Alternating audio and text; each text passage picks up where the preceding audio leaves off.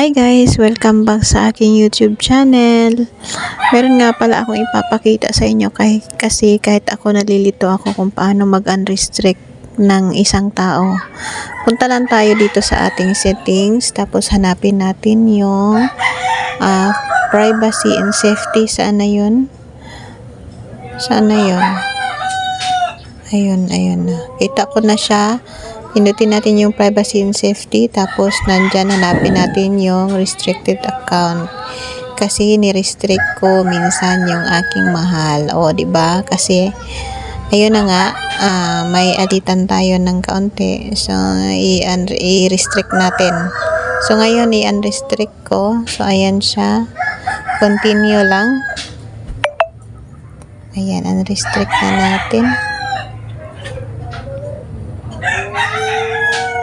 Tapos, balik tayo doon sa ayan o, nakikita na natin siya. Balik tayo doon sa ating messages. Tingnan natin, ayun na siya.